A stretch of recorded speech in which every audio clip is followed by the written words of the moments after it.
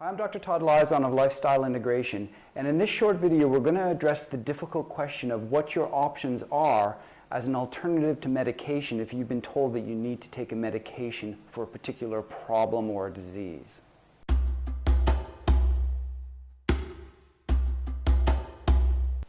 Before we go any further, it's important to understand that I'm not advocating that everyone stop their medication. Far from it. There can be a very definite need for medication that can be life-saving, and for some people they must be on medications. However, that being said, if you're looking to treat the root cause of the problem and either come off the medication or avoid a medication, speak to your doctor to ensure that it's appropriate for you, and then understand how to go about treating the root cause. And the root cause of most chronic degenerative problems comes down to these factors that you see here: deficiency, excesses, imbalances, toxins, and rarely genetics. Let's explore what these four main factors are. We need to keep in mind that if you can measure a change in the body with a test, that the cells have gone from normal to abnormal, and there's only these 5 reasons that that will happen. It's critical to understanding how to reverse disease, because if you can address those factors, cells can regenerate and you can reverse the chronic degenerative problem and then come off or avoid medications. Let's take a look at an example of deficiency. And what you're looking at here is a hair mineral analysis, measuring the levels of things like calcium, magnesium, iron, and zinc. And if you look at this example here, you'll see that everything should be in that blue zone. All those bars coming up from calcium and magnesium that you can see here should be in that blue zone. And this is an example of a significant deficiency in a 47-year-old male who is struggling with multiple chronic health problems. And a deficiency is so simple that people often overlook it. And yet, if we think about it, can your body survive without oxygen? Absolutely not. And your body cannot survive without these nutrients, and yet we often don't think to look to the simple things first. We try to make it more complicated than it has to be. If there are deficiencies present, we must address them, and a hair mineral analysis is a very important way of assessing this.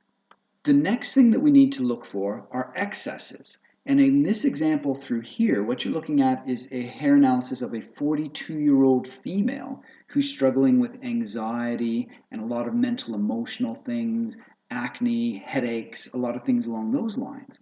And you can see very clearly here that the level of copper stands out. It's at 6 when normal is 2.5. And an excessive amount of copper will cause those symptoms. So the fix here is to get rid of the excessive amounts of copper. Now, the third factor that we have to look for are what's called imbalances. And you're looking at a classic imbalance on this example here, where the copper is high and the zinc is low. And you have to understand that there is a very intimate relationship between minerals and vitamins. And when copper is high, it tends to antagonize or inhibit the ability of the body to use zinc.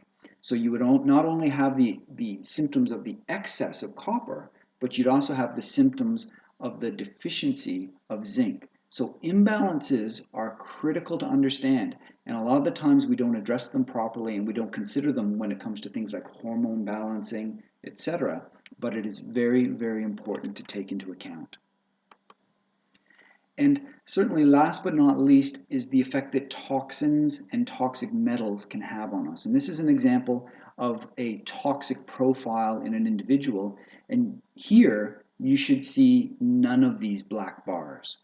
Where you can see with mercury is showing nothing, all of those other toxic metals should be showing nothing. And the one that stands out here is lead, where it's sitting at 0.7, but cadmium is through the roof.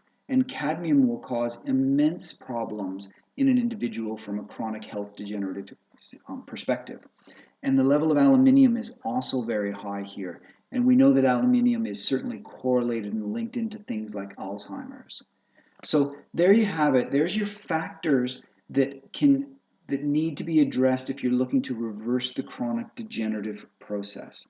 Now, it's important to understand why we're looking at hair analysis through here and not just blood testing. It's important to use both, in my opinion, but you'll often get more information from a hair analysis. And the reason is that if you think about your chronic problem, whatever it is, that's happening in the tissues, not in the blood. And the blood is maintained at the expense of the tissues. So the tissues are a far more sensitive way to assess things, and the levels of the minerals and the vitamins in the tissues will change before the level in the blood. A very crude analogy is a mother who's pregnant, and the saying is basically that the baby won't suffer from any sort of vomiting or nausea during the pregnancy because the baby will take what it needs from the mother.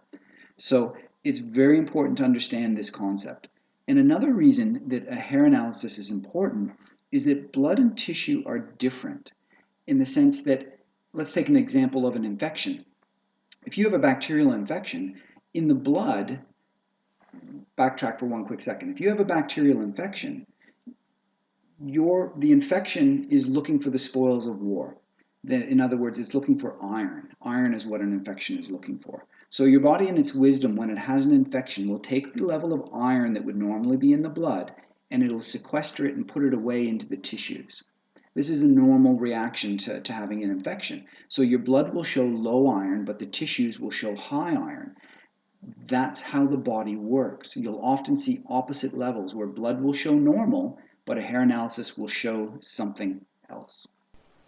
Now that you understand where your symptoms come from, it becomes a whole lot easier in understanding what you need to do to fix the problem and avoid medication where possible.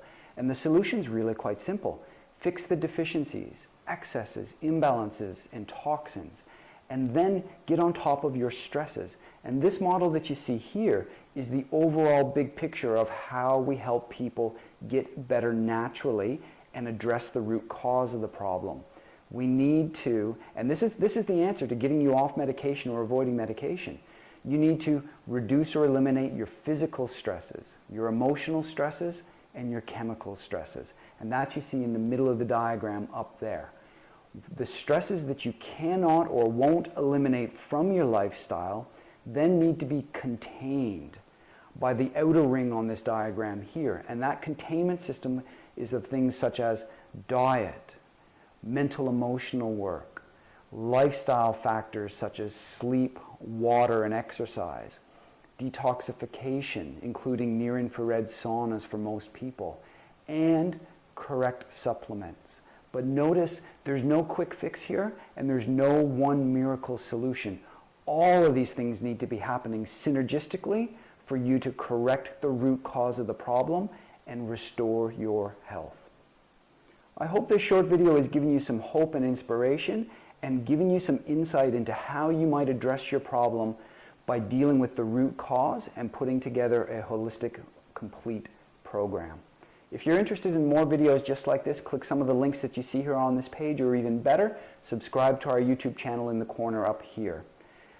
Of course, there's going to be some people that are watching that may be interested in learning more about how we can help them personally. I want to just say that we can work with people seamlessly around the world if you have a phone or an internet connection. So contact us, or even better, visit our website and learn how to get started on a nutritional balancing program. Until next time, keep well.